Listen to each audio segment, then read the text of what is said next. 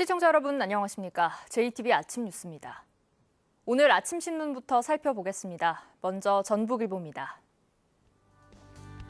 코로나19 사태가 장기화하면서 소상공인의 어려움이 커지고 있습니다.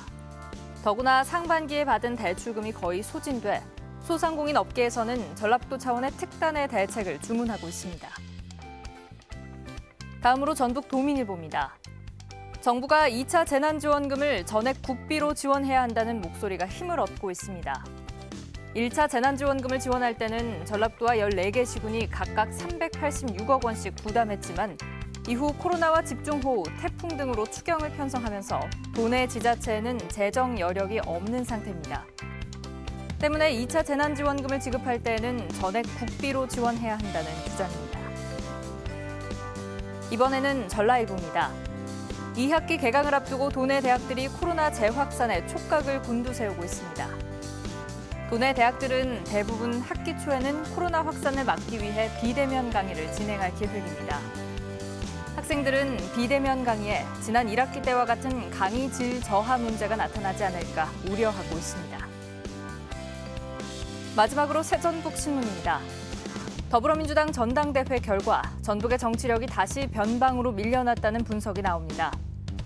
전북은 서울과 경기에 이어 전국에서 세 번째로 권리당원이 많은 지역이지만 한병도 의원은 최고위원에 선출되지 못했고 신영대 의원만 상근 대변인으로 이름을 올렸습니다. 이 같은 결과는 전북 정치권이 우물안 개구리식 사고에서 벗어나지 못하고 역량이 부족하기 때문이라는 비판이 나오고 있습니다. 지금까지 아침 신문 살펴봤습니다. 새만금의 관광 활성화를 위해 신시도와 무녀도를 잇는 4.8km의 케이블카 사업이 추진되고 있습니다. 그런데 최근 신시도 지역이 개발 행위가 불가능한 생태 자연도 1등급 지역으로 상향돼 케이블카 사업에 빨간불이 켜졌습니다. 김진형 기자입니다. 보군산군도 케이블카 사업 예정 부지인 새만금 신시도입니다. 이곳 신시도에서 무녀도까지 4.8km 구간에 케이블카 신설이 추진되고 있습니다. 그런데 환경부가 자연환경보전법에 따라 5년마다 결정하는 신시도의 생태자연도 등급을 2등급에서 1등급으로 상향한 것으로 확인됐습니다. 신시도의 생물 다양성이 풍부하고 경관이 수려해 보존 가치가 높다는 판단 때문입니다. 생태자연도는 전국의 산과 하천 등을 생태적, 경관적 가치 등을 고려해 1등급에서 3등급으로 분류합니다. 1등급 권역으로 최종 지정되면 원형을 보존해야 하기 때문에 개발 행위가 불가능합니다. 전라북도와 새만금 개발공사는 이에 반발해 환경부에 신시도의 생태자연도 등급을 2등급으로 완화해달라고 신청했습니다. 생태자연도 등급 조정 관련해서도 지금 진행 중에 있고요. 조만간에 등급 조정 여부에 대해서는 결과가 나올 것으로 생각하고 있습니다. 타당성 영역 조사를 마친 새만금 케이블카 사업은 내년에 도시계획 시설을 신청하는 등 본격적인 추진을 앞두고 있습니다. 이런 상황에서 등급이 조정되지 않으면 사실상 사업을 추진할 수 없게 됩니다. 일단은 행정적인 부분에서는 지금 등급 문제가 지금 제일 걸림돌이고 진행 과정에서는 이제 민원 사항들 혹시 오래되는 것이니 그런 부분이 있겠죠. 무려 6년을 끌어온 강원도의 설악산 5세 케이블카 사업은 지난해 환경부의 환경영향평가 부동의로 백지화됐습니다. 새만금 케이블카 사업 역시 환경부가 어떤 결정을 내리느냐에 따라 사업 운명이 좌우될 것으로 보입니다. JTBC 뉴스 김진영입니다.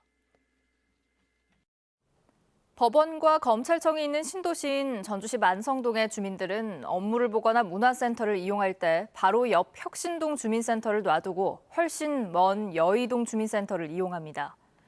만성동을 관할하는 행정동이 여의동이기 때문입니다. 주민들이 수년째 관할 동 변경을 요청하고 있지만 전주시는 요지부동입니다. 보도에 송창용 기자입니다. 법원과 검찰청을 품고 있는 전주시 만성동입니다. 거주 인구는 10,000명이 넘습니다. 주민센터가 없는 만성동의 주민들이 이용하는 주민센터는 관할동인 여의동 주민센터입니다. 그런데 엄밀히 따지면 바로 옆 혁신동 주민센터가 훨씬 더 가깝고 큰 도로를 거치지 않아 오가기가 편리합니다. 불편해죠. 동해도 많이 가는데 법원이 있어도 또 동사무소 갈 일이 많잖아요. 이 때문에 만성동 주민들은 수년 전부터 관할하는 행정동을 여의동에서 혁신동으로 바꿔줄 것을 요구해 왔습니다. 지난해 12월에는 주민 4천여 명의 서명을 받아 전주시에 제출하기도 했습니다. 주민들은 혁신동과 효천지구 사례처럼 민원인 요구에 따라 얼마든지 행정동이 바뀔 수 있다고 주장합니다. 혁신동은 주민투표 결과에 따라 지난 2018년에 신설됐고 효천지구는 여론조사로 지난해 행정구역이 삼천 3동에서 효자 4동으로 조정됐습니다. 저희는 주민들 의견이 가장 중요하다 보고 있고요. 주민들이 결정할 수 있게끔 행정에서 힘을 실어준다고 보거든요. 하지만 전주시는 만성동의 행정동이 혁신동으로 바뀌면 여의동의 관할 인구와 규모가 크게 축소된다며 반대하고 있습니다. 동의 어떤 여력들이 조금 약해지는 그런 동시에 이런 부분도 있고 해서 고민스러운 부분이 있어요.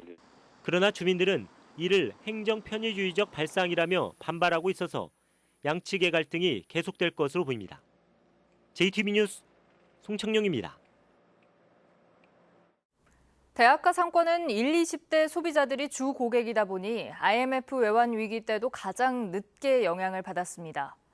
하지만 비대면 수업에 코로나까지 다시 확산하면서 이런 대학가 상권도 더 이상 버틸 재간이 없는 것 같습니다. 핵심 상권도 이럴 정도니 다른 골목 상권들은 더 말할 것도 없습니다. 정원익 기자입니다. 8년 전부터 전북대 앞에서 영업하던 이 당구장은 얼마 전 문을 닫았습니다. 그동안 어렵게 버텨왔지만 코로나19가 다시 확산하면서 손님들의 발길이 뚝 끊겼기 때문입니다. 2학기 개강에 대한 기대감도 3주간 비대면 수업이 결정되면서 무너졌습니다. 제가 오픈해서 마감까지가 손님이 조금이라도 있으면 그래도 그냥 좀 하겠는데 손님이 너무 없으니까. 다른 상가들도 사정은 비슷합니다. 전북대 대학로 상가 400여 곳 가운데 올해에만 이미 30여 곳이 폐업했고 임대료를 제대로 내지 못해 폐업을 고민하는 곳들도 절반이 넘습니다. 지금 절반이 넘는 가게들이 사실은 문을 닫아야 되지 않나라고 고민을 많이 하고 있는 상태예요. 그런 상황이기 때문에 사실 저희들이 희망을 많이 잃어가고 있는 상태. 우석대 대학로는 상황이 더 어렵습니다. 전북의 대학 가운데 가장 긴 7조 동안의 비대면 수업이 진행되기 때문입니다. 올해 초 코로나19가 처음 터졌을 때보다 사정이 더 나빠졌습니다. 보다시피 다 문 닫고 안 나오시고 안 하시고 뭐 그러니까 개원기 우리는 둘 사람이 하니까는 개원기에도 홀에 오는 손님은 받는 건데 그렇게 안 오셔요. 주택가 골목 상권 역시 큰 위기를 겪고 있습니다. 코로나19가 진정되지 않을 경우 더는 버티기가 어렵습니다. 말 그대로 막 가게를 이걸 계속 해야 될지 어째야 될지 그렇게 고민이 많이 되는 그런 상황까지 가는 것 같아요. 코로나19가 다시 무섭게 확산하면서 영세상인들이 줄줄이 폐업하지는 않을까 우려가 갈수록 커지고 있습니다. JTBC 뉴스 정원익입니다. 얼마 전에 집중호우로 도내 6개 시군이 특별 재난지역으로 지정됐습니다. 이러면 뭔가 특별할 게 있을 것 같은데 피해 농민들의 앞날은 여전히 막막하기만 합니다. 강혁구 기자입니다. 딸기 농사를 짓는 공은기 씨의 비닐하우스가 쑥대밭이 됐습니다. 뼈대만 앙상하게 남은 안타까운 모습. 400밀리가 넘는 장대비에 하우스 안 시설물은 쓰레기가 돼 한쪽에 쌓여 있습니다. 비 많이 온다길래 폐수로 정비도 다 했었고 했는데 갑자기 뭐 이 상태가 돼버리니까 농사를 져야 되나? 다시 뭐 이거를 시작할 수 있을까? 순창도 특별 재난지역으로 지정됐지만 공시 같은 농민들이 받을 수 있는 지원금은 초라하기 짝이 없습니다. 간접 지원금으로 15가지가 있는데 상수도 요금 감면, 전기료 감면 등에 그치고 있습니다. 농작물과 시설물에 대한 지원도 융자와 자부담이 대부분입니다. 예를 들어 비닐하우스는 융자가 55%, 자부담이 10%입니다.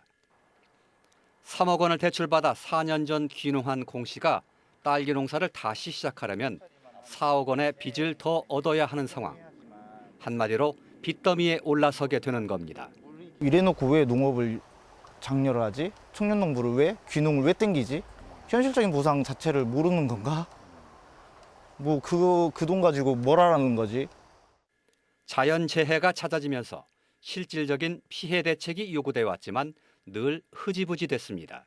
올해 냉해부터 우박, 그다음에 폭염, 또 장마, 또 태풍, 이제 셀 수 없을 정도의 재해들이 1년에 몰아치고 있는데 가장 피해를 제일 앞서서 맞는 사람들이 바로 농민들이거든요. 일회성 구호가 아니라 살길을 열어주는 대책이 되기를 농민들은 요구하고 있습니다.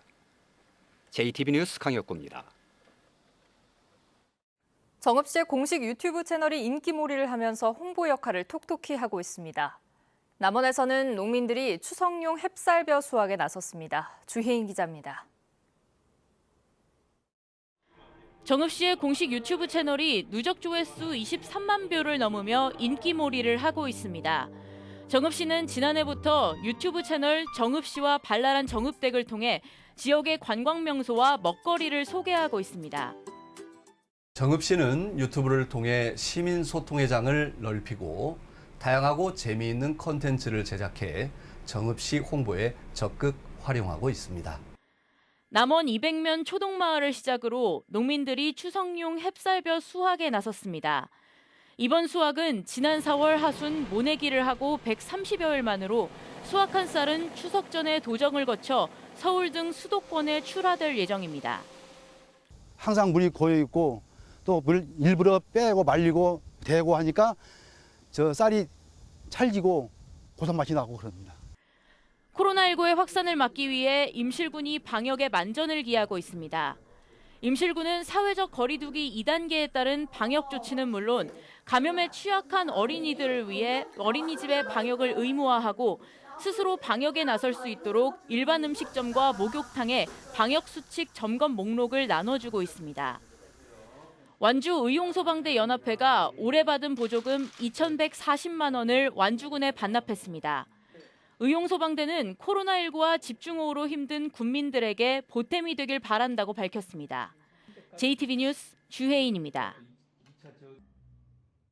방역당국의 강력한 권고에도 도내에서 60%가 넘는 교회가 현장 예배를 진행했습니다.